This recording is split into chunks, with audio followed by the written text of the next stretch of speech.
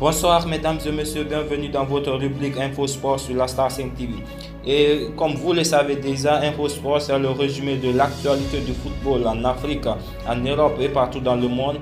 Et on commence notre tour d'horizon avec le football guinéen sur le sol des Pharaons.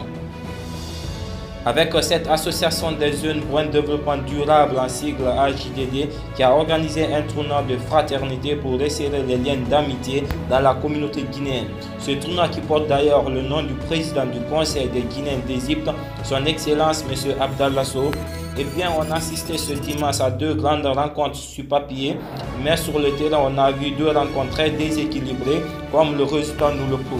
La première rencontre qui opposait Beansport à la première équipe de l'AJDD et le score final était de 4-2 en faveur de Beansport qui se retrouve désormais en finale de cette compétition qui se tiendra le 4 novembre dans le mini-stadium de Souk Céramique et son adversaire de cette finale est désormais connu. Ça sera bien évidemment 224 auteur d'une prestation XXL face à l'équipe de la Basse-Côte et le résultat de cette rencontre était de 11-2. À noter tout de même le fait marquant de cette rencontre est le carton rouge d'un défenseur de la Basse-Côte alors que le score était de 4-1 pour un geste non académique. Et bien c'est tout pour cette phase du football guinéen sur le sol des Pharaons et maintenant nous allons prendre notre vol en direction de l'Europe dans les 5 grands championnats. On commence avec la Liga du côté de l'Espagne avec une rencontre très électrique entre le Barça et le Real Madrid. Ce classico très tendu qui s'est terminé sur le score de 2-1 en faveur du Real Madrid. On a vu dans cette rencontre un Real Madrid renversant et un Jude Bellingham qui marche sur l'eau. L'homme fort du côté de Real Madrid, c'est lui d'ailleurs qui offre ce classico au Real Madrid face au FC Barcelone. Le milieu anglais a marqué un doublé samedi, dont un but dans le temps additionnel pour donner la victoire au Real Madrid, alors que son équipe a été menée pendant près d'une heure de jeu grâce à un but de Gundogan. Et de l'autre côté de l'Espagne, certains l'ont même donné un nom, comme le titre un des journaux espagnols, le Belly Time est né. Déjà auteur à 2 reprises cette saison d'un but dans le temps additionnel, offrant la victoire au Real Madrid. Comme vous le constatez dans le classement, le deuxième de ce championnat, Girona, s'est imposé sur sa pelouse sur le score de 1-0. Allez, direction de l'Angleterre avec le choc de la semaine. Manchester United qui recevait Manchester City. City reste le maître de Manchester. Les Citizens se sont imposés sur le score de 3-0 face à Manchester United à Old Trafford grâce à un but de Foden et un doublé d'Erling Haaland. La faible performance des Red Devils les a menés à leur perte. Seule la prestation de Onana a été saluée sur les réseaux sociaux, bien qu'elle n'ait pas été suffisante face aux Cyborg norvégiens. Et de l'autre côté, le Liverpool recevait Nottingham Forest. Tout roule pour Liverpool, victoire aisée des Reds face à Nottingham Forest. Nottingham a laissé à Liverpool tout le loisir d'installer son jeu collectif pour prendre le large au score avant la mi-temps et gérer ensuite les buts de Jota, Nunez et Salah leur offre une 7e victoire pour revenir à 3 points du leader, j'allais dire Tottenham. Un autre fait marquant du côté de Liverpool reste le kidnapping des parents de Luis Diaz, logiquement absent de dernière minute du groupe de Liverpool qui s'est facilement imposé face à Nottingham ce dimanche après-midi. Luis Diaz traverse une période compliquée. Dans la nuit de samedi à dimanche, ses parents ont été kidnappés en Colombie et si la mère du joueur des Reds a été libérée plus tôt dans la journée, la police et les forces armées sont toujours à la recherche du père de famille, Luis Manuel Diaz. Une information confirmée par le président du pays, Gustavo Petro, sur X anciennement Twitter. La mère de Luis Diaz a été sauvée dans l'opération policière à Barranca et nous continuons de rechercher activement son père. Et dans la foulée, Liverpool a apporté son soutien à son joueur phare à travers un communiqué. Le Liverpool FC peut confirmer qu'il est au courant de la situation actuelle impliquant la famille de Luis Diaz.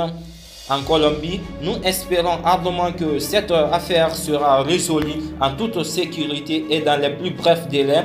En attendant, le bien-être des joueurs restera notre priorité immédiate, peut-on lire sur le site officiel du club rouge de la Marseille.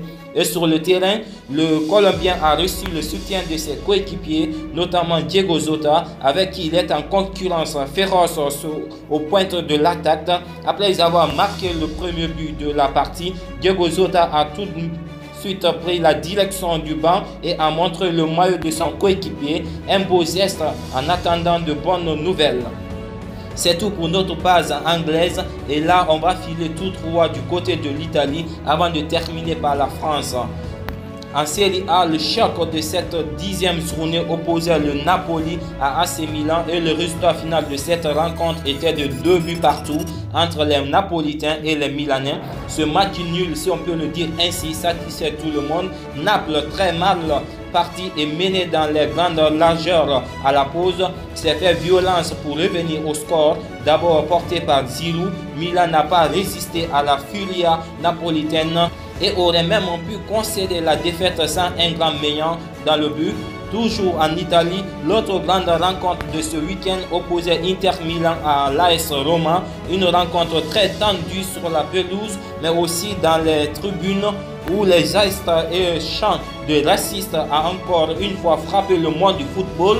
Sur le terrain, l'Inter Milan s'est imposé sur le score de 1-0. En effet, Romelu Lukaku se souviendra de ce 29 septembre et son retour dans son ancien stade sous les couleurs de l'AS Roma. Des insultes depuis le bus aux bananes dans les tribunes. Bingham a vécu un match très compliqué face à l'Inter Milan, son ancienne équipe. Ce dimanche 29 septembre, l'ennemi public numéro 1 du moment pour les Nerazzurri reste Romelu Lukaku. Un rendez-vous marqué au fer rouge pour tous les supporters de l'Inter Milan qui ont pris soin d'accueillir le traître comme il aime le surnommer depuis son volte-face l'été dernier et les négociations avec un autre grand rival, la Juventus, comme il le voulait. Des bananes et des sifflets, coup de bol pour l'attaquant belge en grande forme depuis le début de la saison, 12 buts en 14 matchs, toutes compétitions confondues. Enfin, nous voilà en France avec la chute de Monaco pour la 10e journée de Ligue 1 Uber Eats. Lille a fait tomber Monaco sur le score de 2-0 alors que Montpellier a corrigé Toulouse sur le score de 3-0 et le Havre et Metz se quittent dos à dos sur le score de 0-0. Après la victoire du PSG face à Brest qui a fait couler beaucoup d'encre ce dimanche sur le score de 3-2, la Ligue 1 se poursuivait avec le traditionnel multiplex. Au programme de cette 10e journée, le LOSC qui recevait Monaco. Après leur difficile victoire en C4, les Dogs ont réussi à faire tomber une équipe monégasque qui restait sur 3 victoires consécutives en championnat. Et pour cette rencontre, les deux formations alignaient des compositions très offensives. Mais à domicile, Lille affichait un visage très séduisant et un niveau très solide, suffisant pour complètement perturber les hommes d'Adi Hutter.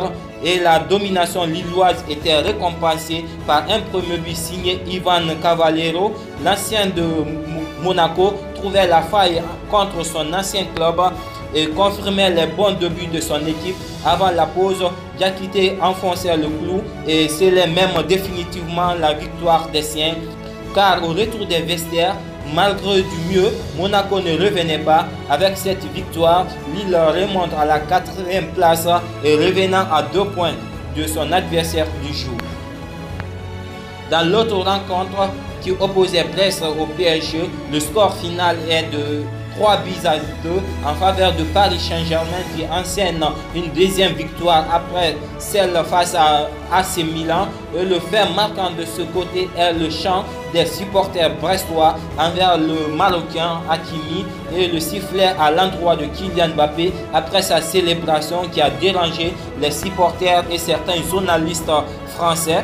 En effet, ce dimanche après-midi, le PSG a bataillé face au stade brestois les Parisiens ont pu compter sur un doublé de Kylian Mbappé pour offrir la victoire. Le Bondinois a transformé un pénalty décisif dans les derniers instants du match, mais depuis la fin de rencontre, on ne parle que de la célébration de Kylian Mbappé après son but.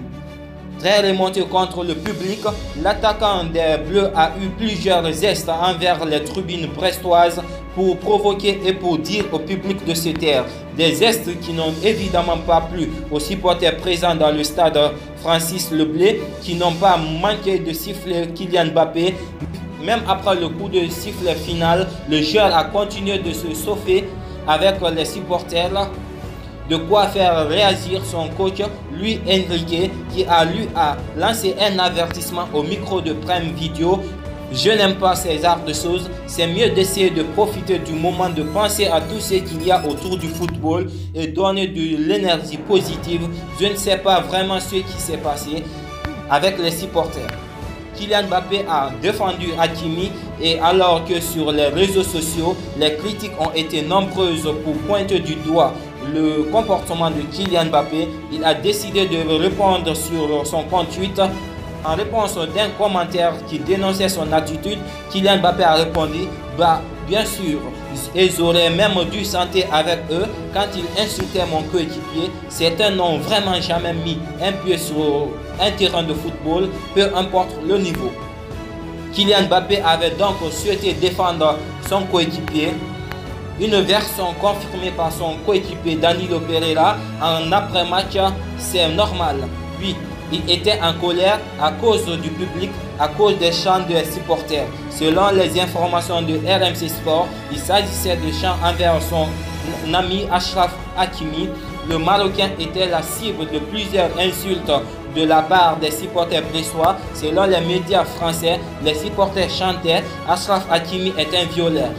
En rapport avec son affaire, depuis plusieurs mois, des chants qui ont donc fait sortir de ses gongs l'ancien attaquant de Monaco. Et voilà, c'est tout pour notre rubrique Infosport.